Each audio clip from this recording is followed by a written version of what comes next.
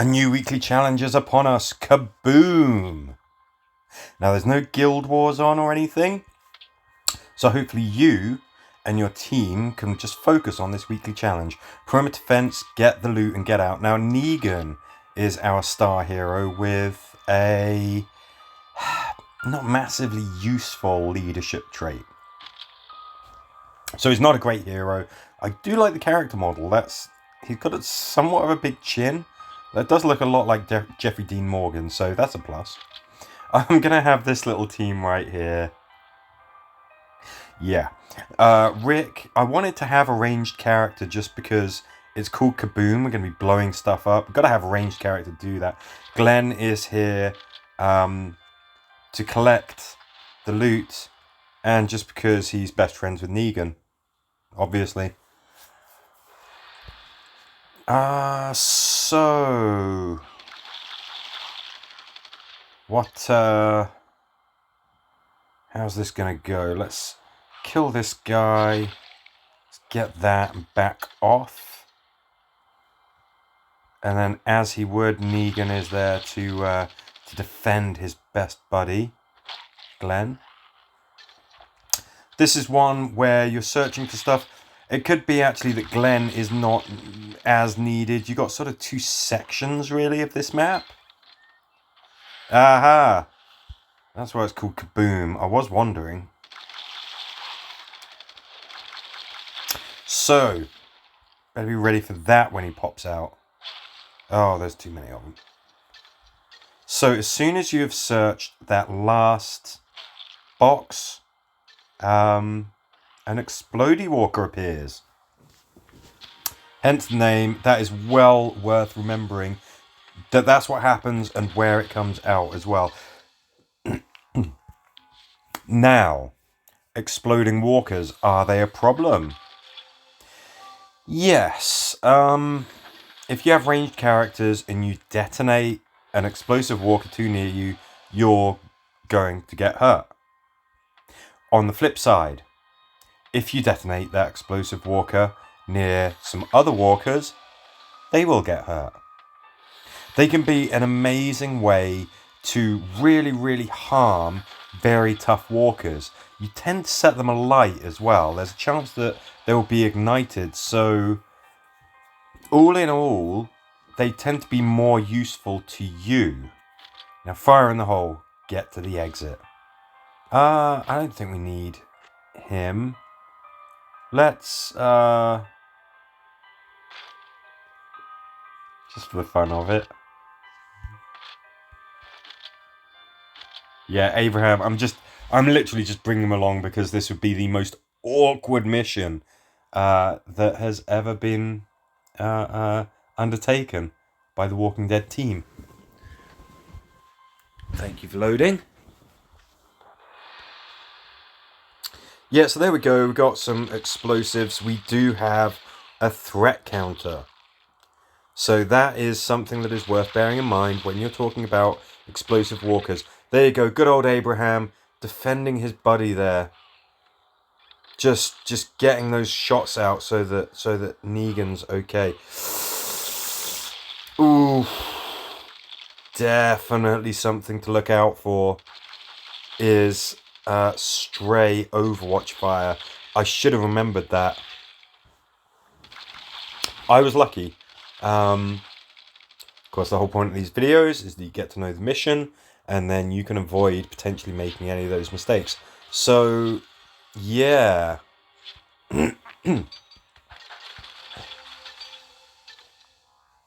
I think making sure that you have some characters with action points available and keeping and having them close by to whoever is opening that door is perhaps wise. And the funny thing is, Glenn would have actually been a good pick. That only took one turn to open that door. He would have still had an action point left after he had done that. So, an alternative would be to have a ranged character, have Yumiko nearby, and when she shoots, as long as the person who's just opened the door and used their action is within range and has line of sight to the target that Yumiko is shooting at, they will shoot at it too. Dark corner, kill all walkers.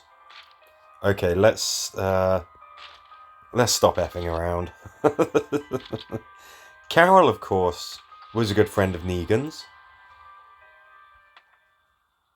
Fact is, his leadership trait,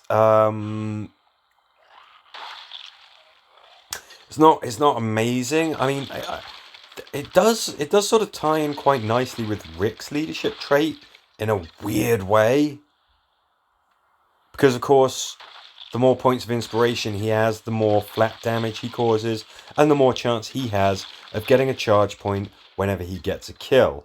So that's kind of strange. It's also interesting that both iterations of Negan, classic flavor and the new version that came out recently, have sort of similar skills. You know, they mark targets, they cause more damage. So Scout and Bruiser Negan both have sort of something in common. I'm wondering if they might make a good team. Anyway, there you go. That's... So... An explosive walker will appear from that garage in the second turn. If you can detonate him, he will probably blow up those walkers that are around you. That are around him, sorry.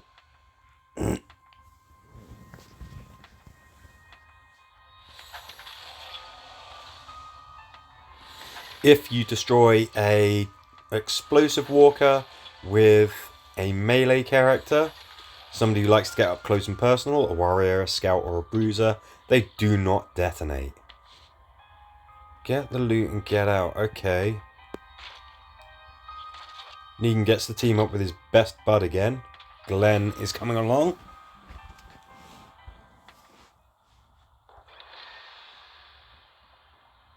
Yeah, this one. Okay, what are the points of interest?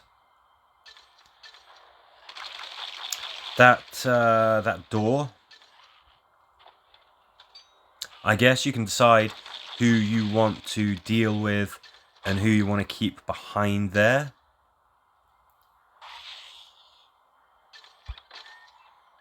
Looks like we have two tough walkers starting out. Where is the exploding fella, huh? Where is he? Is he going to jump out at us?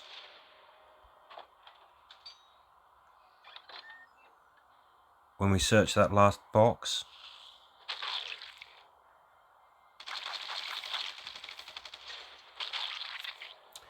Let's see what happens. I'm going to make sure that my team are together and they have all of their action points. Okay.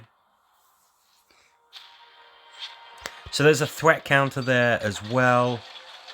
That's definitely something worth bearing in mind. When you get to the later levels, it's pretty easy to get flooded by walkers if you don't take into account that threat counter.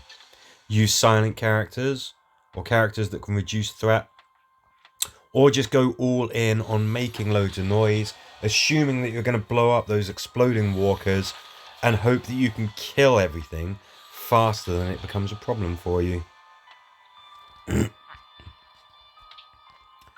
Get the loot and get out. Okay, old Glenn.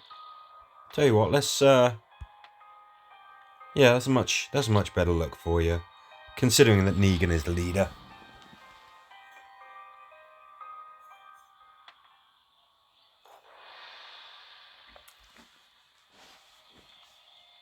Now again,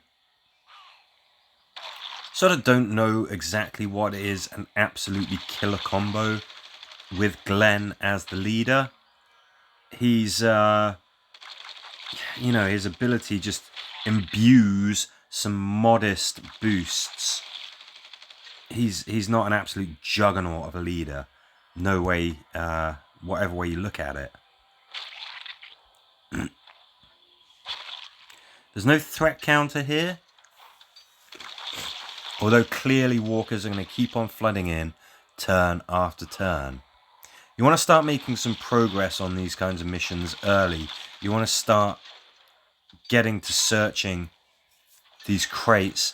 Glenn, I think, is actually a very, very good choice for this. Yes, we had an exploding walker as well, and he can easily get close enough to you to be a problem, no matter where you are on the map. So you're going to have to really be sure that you know where he is. Maybe wait for an opportune moment to blow him up if you've got ranged characters. Wait until he's crowded by other walkers. His death will not be in vain. He will take many other undead with him.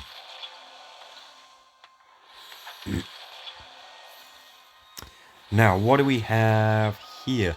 So this is, I mean, it's a pretty fun sort of set of missions. Your fate regarding those, and keep this. Your fate regarding those exploding walkers can make all the difference. Are you going to use them? Are you going to be able to use them to take out all of the enemy?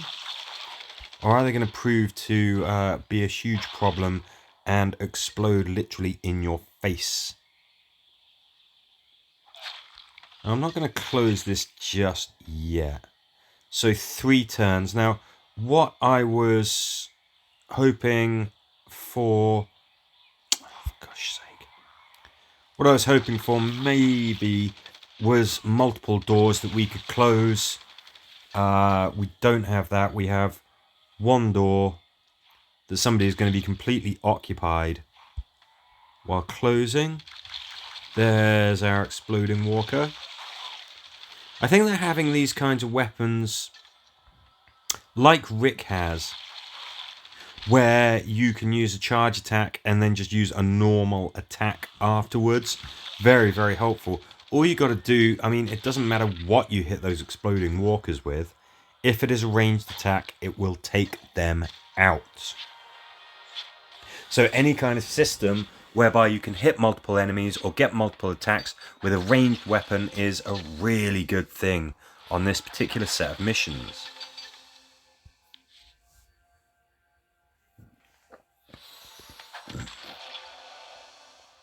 Alright, I think we are back to the start. It's a good set of missions. I like the fact that there's a really strong theme here. Not just in the setting or anything like that, but the strategy. What you're going to do to be able to beat these missions. Hopefully you and your guild can do really, really well.